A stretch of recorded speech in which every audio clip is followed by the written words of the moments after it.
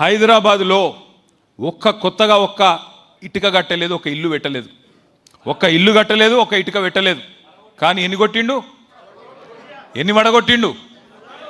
కొన్ని వందల వేల ఇండ్లు మాత్రం హైడ్రా పేరు మీద ఇష్టం వచ్చినట్టు శనివారం వచ్చింది, ఆదివారం వచ్చిందంటే గరీబుల కొంపల మీద వడుడు, ఎక్కడికక్కడ ఇండ్లు గులగొట్టి దరిద్ర పేరు సంపాదించుకున్నాడు. ఇది ఒక్కటే చెప్పచ్చు, అన్నం ఉడికిందా లేదా అని చెప్పేందుకు మొత్తం కుండంతా ముట్టే అవసరం లేదు, కుండ లోపల చేయి పెట్టే అవసరం లేదు, చిన్న మెతుకు ముట్టుకుంటే చాలు ఉడికిందా లేదా తెలుస్తుంది. ఏమేం మాటలు చెప్పిండు పెద్ద మనుషులకు, పెద్ద మనుషులు ముసలోళ్ళందరికీ, ఒంటరి మహిళలకు కేసీఆర్ సార్ 2000 ఇస్తే ఈయన ఎంత ఇస్తా అన్నాడు? 4000 ఇస్తా అన్నాడు. సంవత్సరంలో 12 నెలలు ఉంటాయి, నెలకు 4000 చొప్పున ఎంత అవుతుంది? 48,000 ఇవ్వాలి. 48,000 అంటే లెక్క కష్టం అవుతుంది, 50 అనుకుందాం. 50,000 సంవత్సరానికి, 5 ఏళ్ళకు 2,50,000 ఇవ్వాలి. మరి 50% టైం అయిపోయింది, ఇప్పటికి ఎంత రావాలి మనకు? అరే మీకు లెక్కలు వచ్చేటట్లు లేవు చక్కగా. 1,25,000 రూపాయలు రావాలి ఒక్కొక్క పెద్ద మనిషికి. వచ్చినాయా? మరి ఒక్కళ్ళకన్నా వచ్చినాయా ఈ రాష్ట్రంలో? రాలే. మన పిల్లలకి ఏం చెప్పిండు? 2 ఉద్యోగాలు ఊడగొట్టండి, కేసీఆర్ది కేటీఆర్ది. 2 ఉద్యోగాలు ఊడగొడితే మొదటి సంవత్సరంలోనే 2 లక్షల ఉద్యోగాలు ఇస్తానాడు. ఇస్తా అన్నాడా లేదా?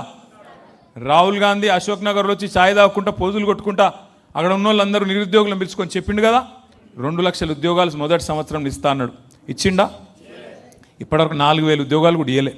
ఇంకొక మాట చెప్పిండు, ఉద్యోగం లేని పిల్లగాళ్ళందరికీ నెలకు 4,000 రూపాయల నిరుద్యోగ భృతి ఇస్తా అన్నాడు.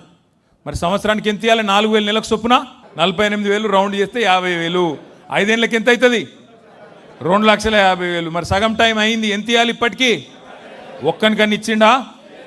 నేను ఇవ్వాలి. అందుకే ఖైరతాబాద్ నియోజకవర్గం మా తమ్ముళ్ళు, మా అన్నలు, మా అక్కలు, చెల్లెల సమక్షంలో చెప్తున్నా, రేవంత్ రెడ్డి నువ్వు చెప్తున్నావు కదా 1,000,000 మంది మహిళల్ని కోటీశ్వరులు చేస్తా అంటుండు రేవంత్ రెడ్డి. నువ్వు కోటీశ్వరులు చేసుడు దేవుడు ఎరుగు, లక్షాధికారులు చేయరా భయ్. నువ్వు ముందైతే లక్షాధికారులు చేయి. చెప్పినావు కదా ఒక్కొక్కరికి 1,50,000 ఇస్తా అని చెప్పింది కదా ఆడబిడ్డలకు.